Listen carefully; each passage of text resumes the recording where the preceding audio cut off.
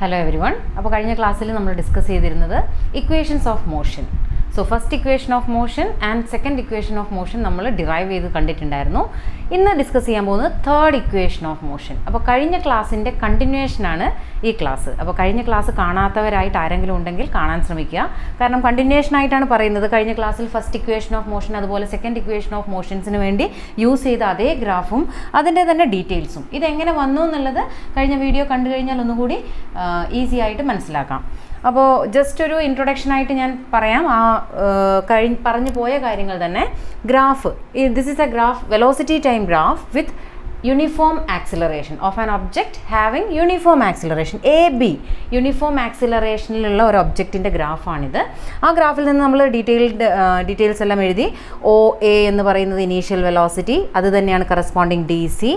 Then BC എന്ന് പറഞ്ഞാൽ that is OE ആണ് ഫൈനൽ വെലോസിറ്റി, അതിന് കറസ്പോണ്ടിങ് BC, ഈ ഹൈറ്റ് ആണ് ഫൈനൽ വെലോസിറ്റി, ഇത് initial velocity.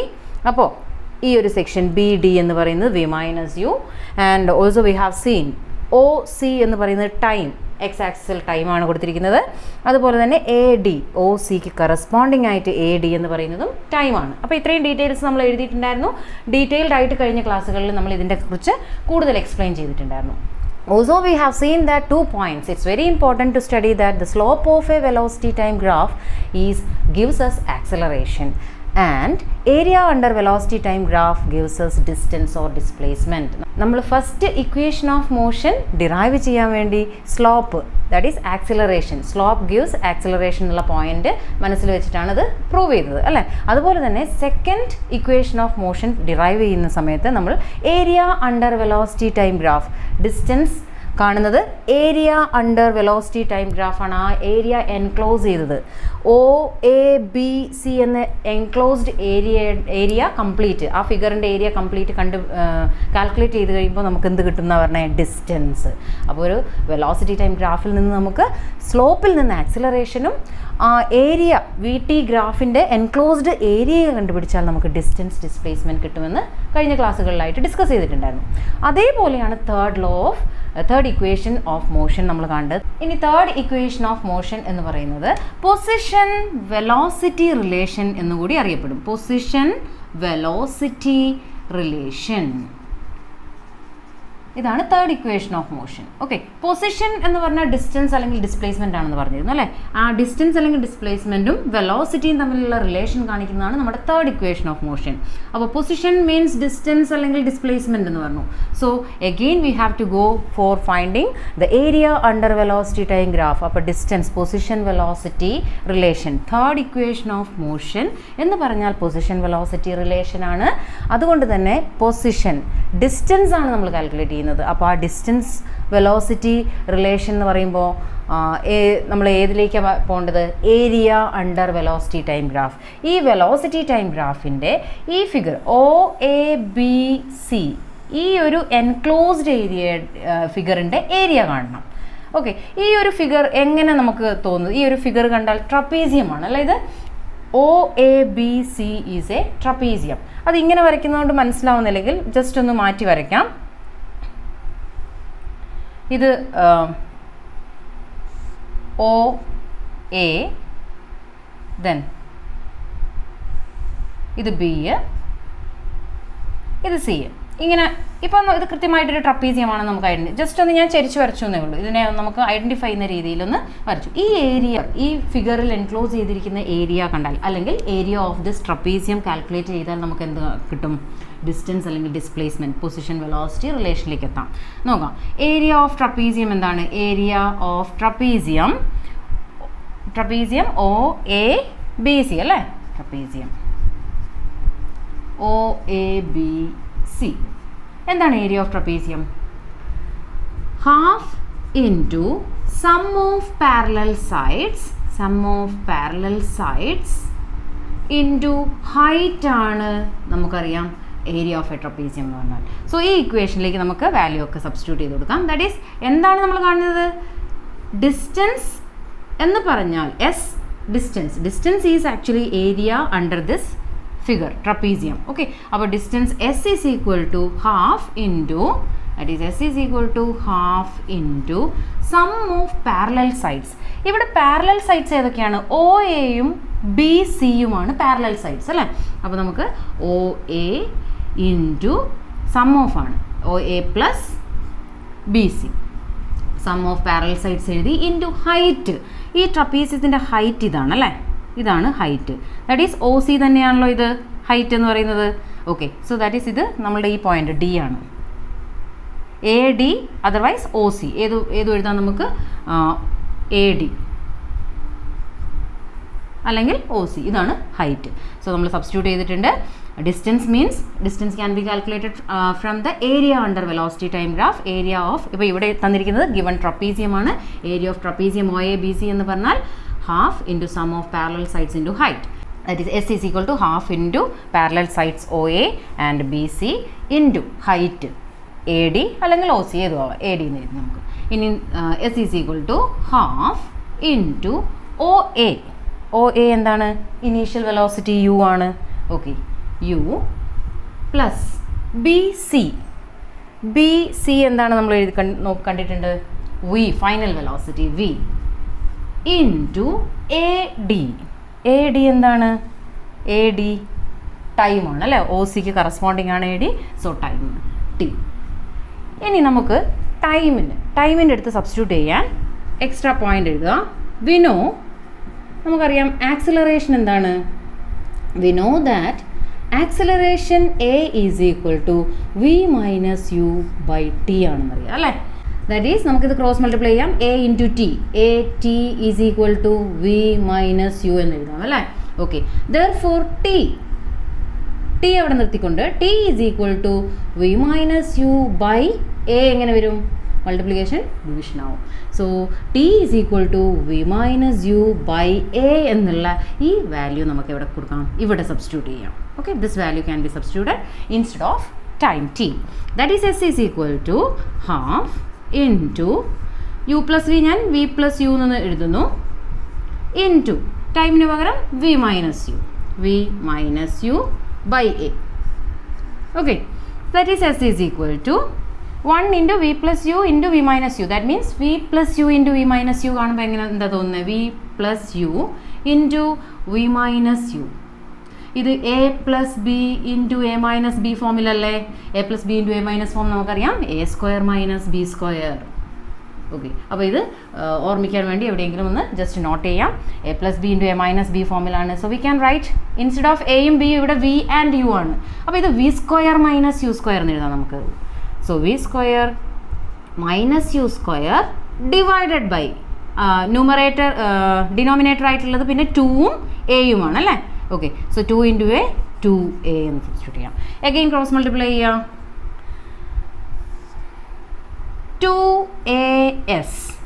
2as equal to v square minus u square. And finally we come to the third equation of motion, that is 2as is equal to v square minus u square. ഇതാണ് നമ്മുടെ third equation of motion. ഇതിൻ്റെ നമ്മൾ already പറഞ്ഞു ഇത് position velocity relation ആണെന്നല്ലേ.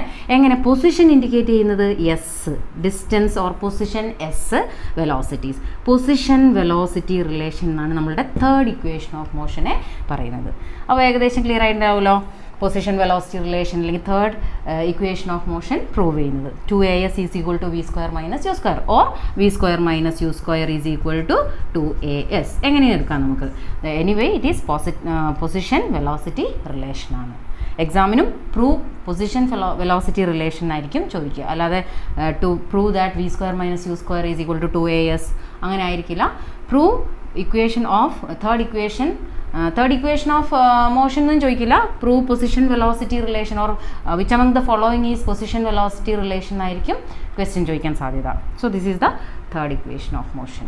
Okay, ഇനി നമുക്ക് next സെക്ഷനിലേക്ക് പോവാം. Next is uniform circular motion. എന്താണ് യൂണിഫോം സർക്കുലാർ മോഷൻ? യൂണിഫോം എന്ന് പറഞ്ഞാൽ എന്താ? Something is constant. എന്തോ ഒരു വാല്യൂ കോൺസ്റ്റൻ്റ് ആയിട്ട് മാത്രം നിൽക്കുന്നതിന് നമ്മൾ യൂണിഫോം സർക്കുലാർ മോഷൻ എന്ന് പറയാം. So what is uniform circular motion? Uniform circular motion എന്ന് പറഞ്ഞാൽ when an object is moving in a circular path with constant speed, the object is said to have a uniform circular motion. ഒരു object circular പാത്തിൽ move ചെയ്യുന്ന ഒരു ഒബ്ജക്റ്റിന് constant speed, same സ്പീഡാണത് maintain ചെയ്യുന്നതെങ്കിൽ ആ ഒബ്ജക്റ്റിനെ നമുക്ക് എന്ത് പറയാം? ആ ഒബ്ജക്റ്റ് യൂണിഫോം സർക്കുലാർ മോഷനിലാണെന്ന് പറയാം.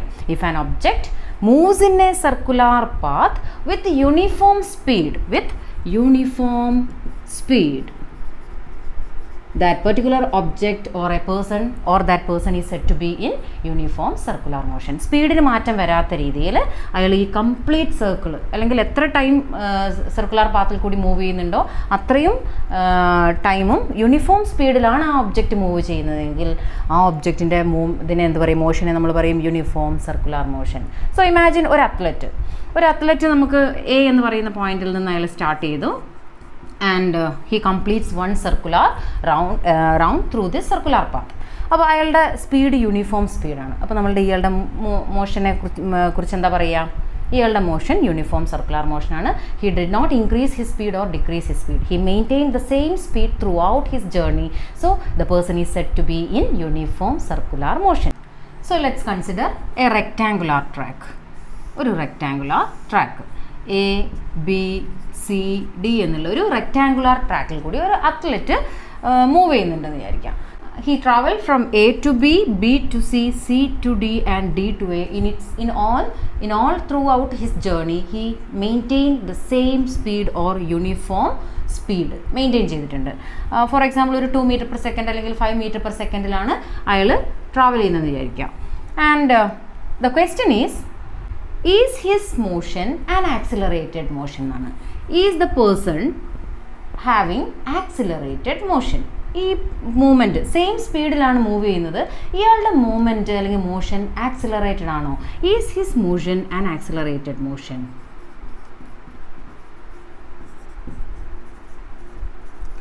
അപ്പോൾ ഇങ്ങനെയാണ് ക്വസ്റ്റ്യൻ എങ്കിൽ നമ്മൾ ആദ്യം ആക്സിലറേറ്റഡ് ആവണമെങ്കിലുള്ള കണ്ടീഷൻ നോക്കണം. How can we tell an object is in accelerated motion? എങ്ങനെയാണ് നമുക്കൊരു ഒബ്ജക്റ്റ് ആക്സിലറേറ്റഡ് ആണെന്ന് പറയാൻ പറ്റുക? ചേഞ്ച് ഇൻ വെലോസിറ്റി അല്ലേ? ഒബ്ജക്റ്റ് ആക്സിലറേറ്റഡ് ആവണമെങ്കിൽ it should change its velocity. Change in velocity. ഈ വെലോസിറ്റി എന്ന് പറഞ്ഞാൽ എന്താണപ്പോൾ? What is velocity? Velocity is speed with direction. Speed with direction. അപ്പോൾ ഒരു ഒബ്ജക്റ്റ് ആക്സിലറേറ്റഡ് ആണോ എന്നറിയണമെങ്കിൽ നമുക്ക് ആ ഒബ്ജക്റ്റിന് വെലോസിറ്റി ചേഞ്ച് ഉണ്ടാവുന്നുണ്ടോ നോക്കണം. വെലോസിറ്റി ചേഞ്ച് എന്ന് പറഞ്ഞാൽ എന്താ? സ്പീഡ് അലോങ് വിത്ത് ഡയറക്ഷൻ ആണ്. So if an object is set to have its velocity change if it changes its speed or changes its direction. Velocity change ചെയ്യുന്നുണ്ടോ എന്നറിയണമെങ്കിൽ നമ്മൾ എന്ത് നോക്കിയാൽ മതി? If that object is changing its speed, velocity changes എന്ന് പറയാം. അല്ലെങ്കിൽ direction ഉണ്ട്. വെലോസിറ്റി മാറുന്നത് സ്പീഡ് മാറിയാലാണ്. അല്ലെങ്കിൽ വെലോസിറ്റി എങ്ങനെയും മാറാം, ഡിറക്ഷൻ ചേഞ്ച് ചെയ്താലും മാറാം. Velocity can be change either by changing the speed of an object or by changing the direction of that object or both എന്ന് പറയാം. By changing both speed and direction of an object velocity can be changed. അപ്പോൾ change in velocity ഉണ്ടാവണമെങ്കിൽ ഒന്നെങ്കിൽ speed മാറണം, അപ്പോൾ velocity മാറി എന്ന് പറയാം. അല്ലെങ്കിൽ സ്പീഡ് മാറാതെ തന്നെ ഡയറക്ഷൻ മാറിയാലും നമുക്ക് എന്ത് പറയാം? വെലോസിറ്റി ചേഞ്ച് ചെയ്തു എന്ന് പറയാം. അല്ലെങ്കിൽ പിന്നെ സ്പീഡും ഡയറക്ഷനും both gets change, we can tell the object changes its velocity എന്ന് പറയാം. അങ്ങനെയാണെങ്കിൽ ആ ഒബ്ജക്റ്റ് ആക്സിലറേറ്റഡ് ആണ്. അപ്പോൾ എന്തൊക്കെ മാറണം? ഒന്നെങ്കിൽ സ്പീഡ് മാറണം. ഇനി സ്പീഡ് മാറിയില്ലെങ്കിലും പ്രശ്നമില്ല, ഡയറക്ഷൻ മാറിയാൽ ഒബ്ജക്റ്റിൻ്റെ വെലോസിറ്റി ചേഞ്ച് ചെയ്തു. അങ്ങനെ ഒബ്ജക്റ്റിൻ്റെ വെലോസിറ്റി ചേഞ്ച് ചെയ്താൽ ആ ഒബ്ജക്റ്റിൻ്റെ മോഷൻ ആക്സിലറേറ്റഡ് ആണ്. അപ്പോൾ നമ്മൾ ഈ എടുത്ത എക്സാമ്പിളിൽ അത്ലറ്റ് എ എന്ന് പറയുന്ന പോയിന്റിൽ നിന്ന് സ്റ്റാർട്ട് ചെയ്തു ബിയിലേക്ക് വിത്ത് സെയിം സ്പീഡ് അല്ലെങ്കിൽ യൂണിഫോം സ്പീഡിലാണ് മൂവ് ചെയ്യുന്നത്. ബി ടു സി സെയിം സ്പീഡാണ്, C to D same speed, തിരിച്ച് ഡി ടു എയും സെയിം സ്പീഡാണ് ട്രാവൽ ചെയ്തിരിക്കുന്നത്. So no change in speed. Is his motion accelerated? അപ്പോൾ നമ്മൾ പെട്ടെന്ന് സ്പീഡ് ചേഞ്ച് ചെയ്യുന്നില്ല, അതുകൊണ്ട് ആക്സിലറേറ്റഡ് അല്ല എന്ന് പറയാൻ പറ്റില്ല. We have to also see what about his direction. അയാളുടെ ഡയറക്ഷൻ എങ്ങനെയാണ്? എ ടു ബി ഇങ്ങനെ ട്രാവൽ ചെയ്തയാൾ ബിയിൽ നിന്ന് ഡയറക്ഷൻ ചേഞ്ച് ചെയ്തു അല്ലേ? അങ്ങനെ സിയിൽ എത്തിക്കഴിഞ്ഞ് വീണ്ടും ഡയറക്ഷൻ ചേഞ്ച് ചെയ്തു. ഡി എന്ന പോയിന്റിൽ നിന്ന് ഇങ്ങോട്ടേക്ക് വീണ്ടും ഡയറക്ഷൻ ചേഞ്ച് ചെയ്തു. അപ്പോൾ എത്ര ടൈംസ് അല്ലെങ്കിൽ എയിൽ നിന്ന് വീണ്ടും പോകുന്നുണ്ടെങ്കിൽ എത്ര തവണ അയാൾ ഈ റെക്റ്റാങ്കുലർ പാത്തിൽ കൂടി ട്രാവൽ ചെയ്തിട്ടുണ്ടോ അത്രയും ടൈംസ് അയാൾ 1 2 3 4 അഗെയിൻ കണ്ടിന്യൂ ചെയ്യുന്നുണ്ടെങ്കിൽ എത്ര പ്രാവശ്യം അയാൾ ഡയറക്ഷൻ മാറുന്നുണ്ട്? ഒരുപാട് തവണ ഡയറക്ഷൻ മാറിയാണ് ഓരോ സൈഡിൽ കൂടിയും ട്രാവൽ ചെയ്യുന്നത് അല്ലേ. Direction only changes, speed constant ആണ്, അയാൾ സ്പീഡ് മാറുന്നില്ല എന്ന് പറഞ്ഞു. പക്ഷേ ഡയറക്ഷൻ മാറിയത് കൊണ്ട് നമുക്കെന്ത് പറയാം?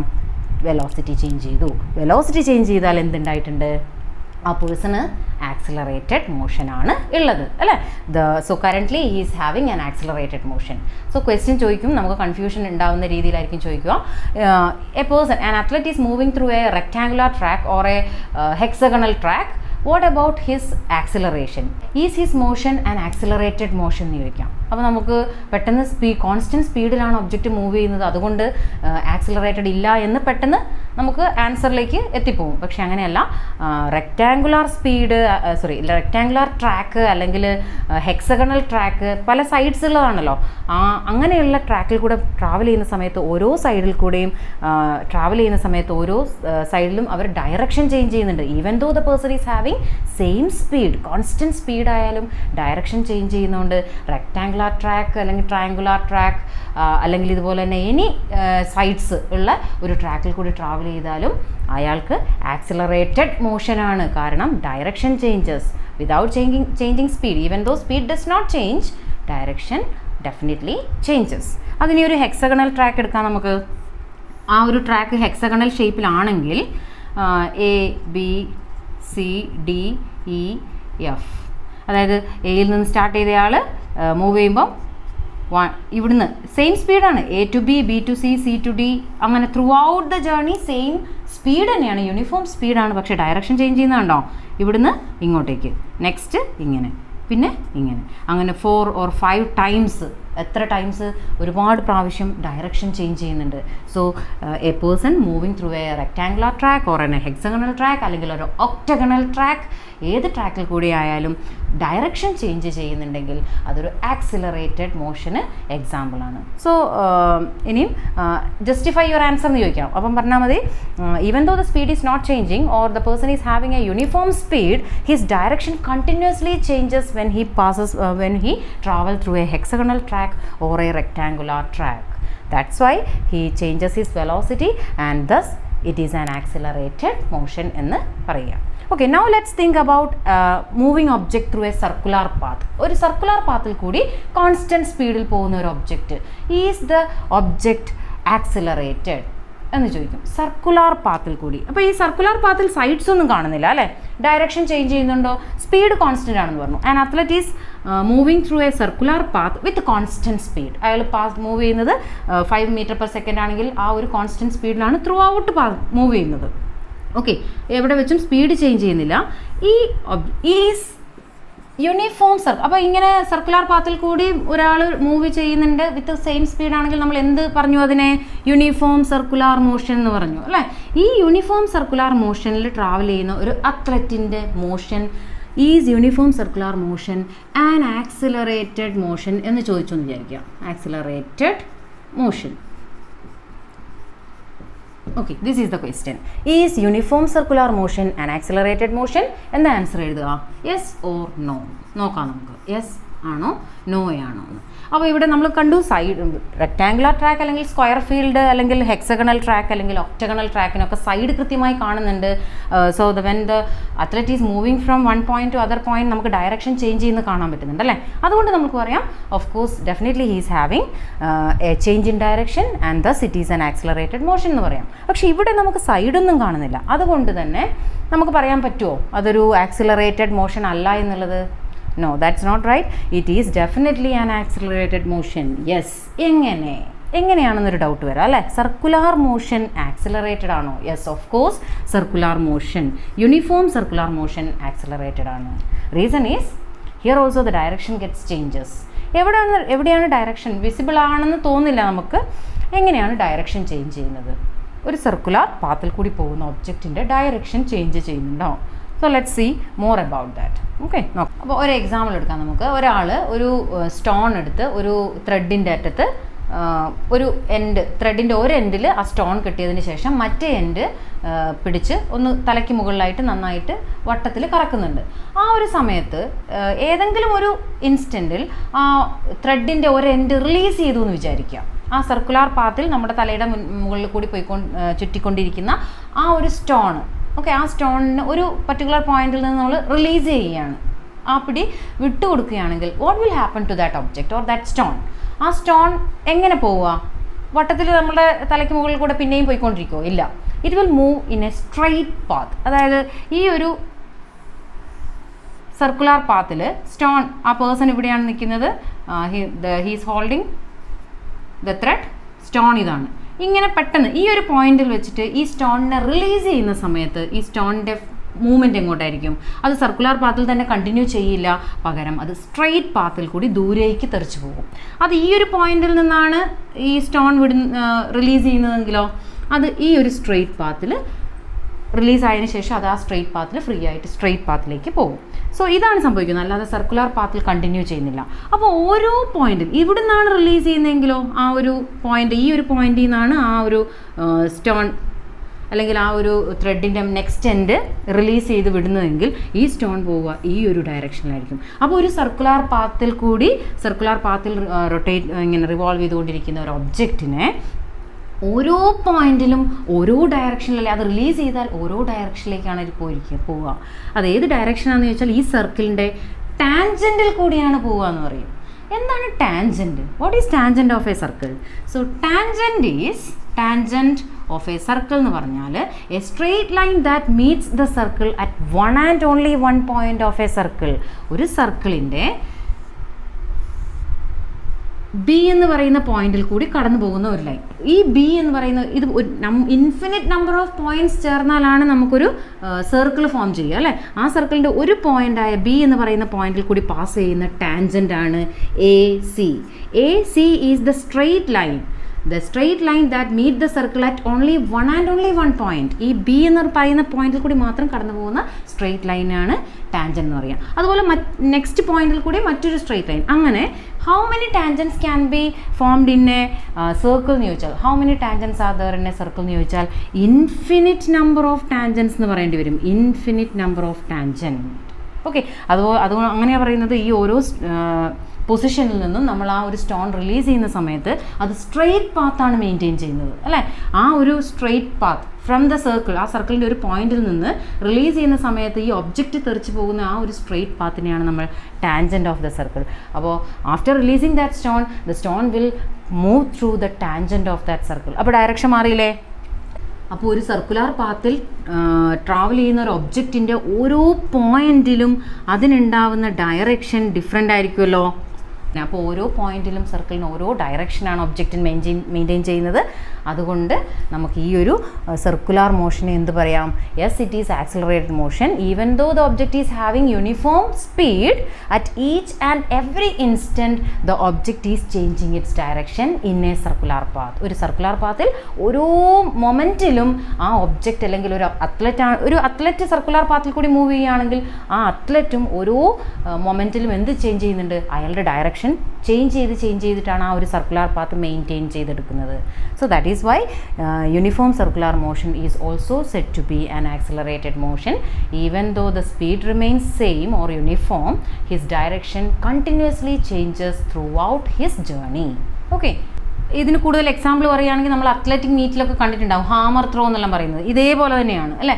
അത് ഒരു 4-5 പ്രാവശ്യം ആ ഒരു സർക്കുലാർ പാത്തിൽ മൂവ് ചെയ്തതിന് ശേഷമാണ് റിലീസ് ചെയ്യുന്നത്. റിലീസ് ചെയ്യുമ്പോൾ സ്ട്രെയിറ്റ് പാത്തിലാണ് ആ ഒരു ഹാമർ പോകുന്നത്. അതുപോലെ തന്നെ ഡിസ്കസ് ത്രോ കാണാൻ പറ്റുന്നുണ്ട്, അല്ലേ? ഒരു 2-3 പ്രാവശ്യം വട്ടത്തിൽ കറങ്ങിയതിന് ശേഷമാണ് ആ അത്ലറ്റ് എന്ത് ചെയ്യുക? ഡിസ്ക് കയ്യിൽ നിന്ന് റിലീസ് ചെയ്യുക. റിലീസ് ചെയ്ത ഡിസ്ക് അയാൾക്ക് ചുറ്റും കറങ്ങിക്കൊണ്ടിരിക്കുന്നില്ല. എങ്ങനെയാണ് പോവുക?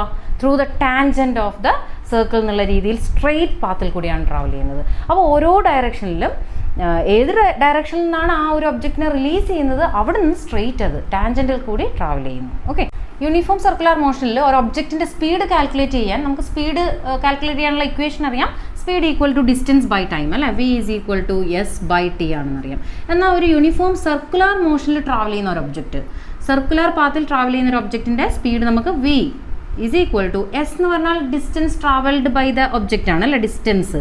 അപ്പോൾ ഇവിടെ എ എന്ന് പറയുന്ന ഒരു പോയിന്റിൽ നിന്ന് ട്രാവൽ ചെയ്ത് തിരിച്ച് എയിലേക്ക് എത്തുന്ന ഒരു ഒബ്ജക്റ്റിൻ്റെ സർക്കുലർ പാത്തിൽ കൂടി ട്രാവൽ ചെയ്ത് വരുന്ന ഒരു ഒബ്ജക്റ്റിൻ്റെ ഡിസ്റ്റൻസ് കവേർഡ് എന്താണ്, സർക്കംഫറൻസ് ഓഫ് ദ സർക്കിൾ ആണ് അല്ലേ. It is the circumference of the circle. സർക്കിളിൻ്റെ സർക്കംഫറൻസ് നമുക്കറിയാം 2πr. അതുകൊണ്ട് ഡിസ്റ്റൻസ് എസിന് പകരം നമുക്ക് എന്ത് കൊടുക്കാം, സർക്കുലർ പാത്ത് ആയതുകൊണ്ട് 2πr circumference of the circle, that is the distance travelled in a circular path divide by time t. So ഇതാണ് സർക്കുലർ പാത്തിൽ കൂടി ട്രാവൽ ചെയ്യുന്ന ഒരു ഒബ്ജക്റ്റിൻ്റെ സ്പീഡ് കാണാനുള്ള equation. v = s/t, that is s is 2πr circumference of the circle. Okay.